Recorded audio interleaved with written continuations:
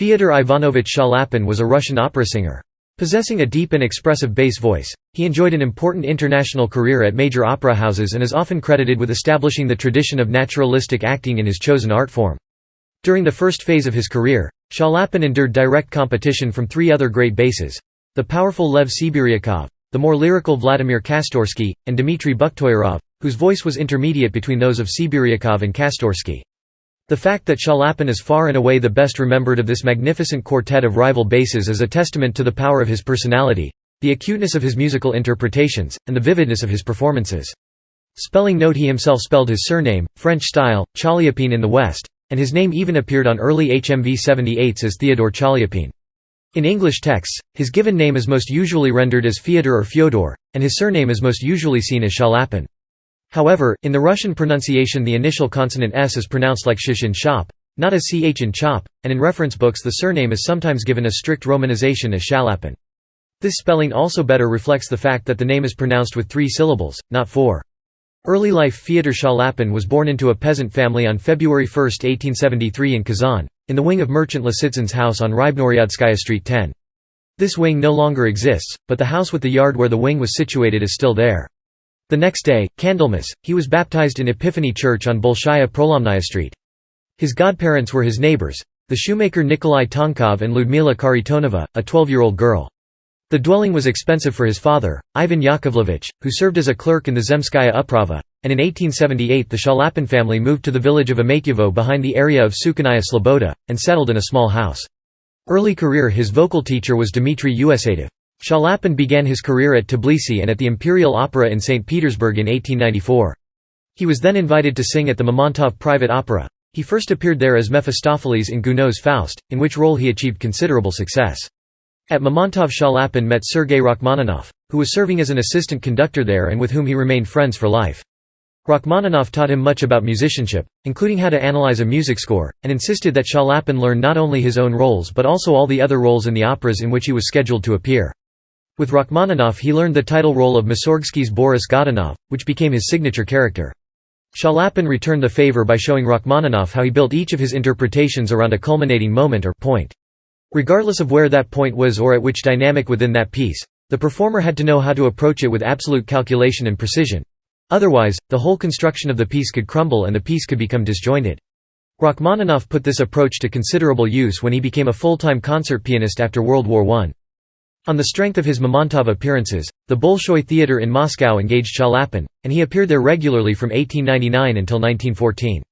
During the First World War of 1914 to 1918 Chaliapin also appeared regularly at the Zimin Private Opera in Moscow.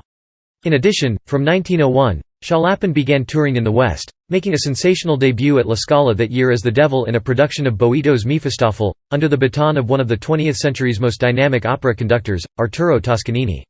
At the end of his career, Toscanini observed that the Russian bass was the greatest operatic talent with whom he had ever worked.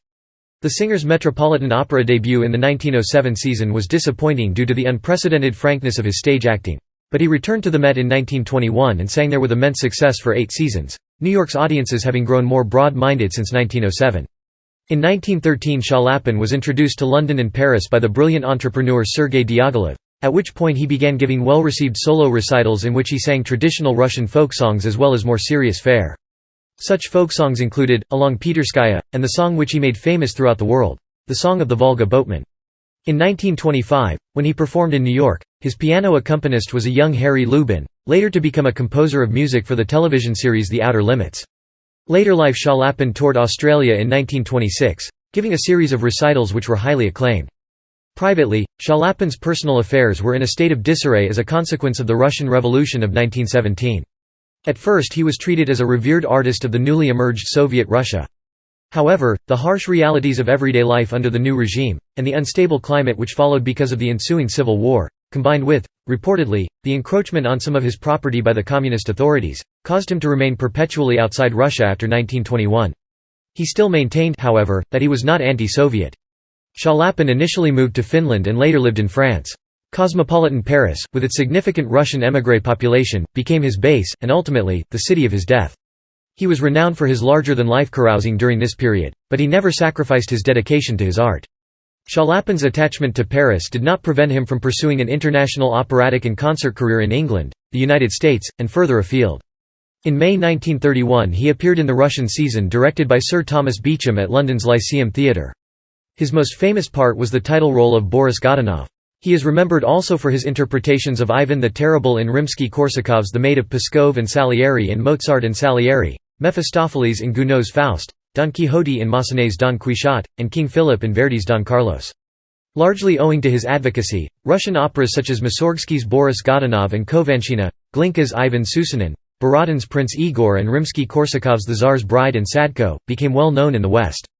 Chaliapin made one sound film for the director G. W. Pabst, the 1933 Don Quixote.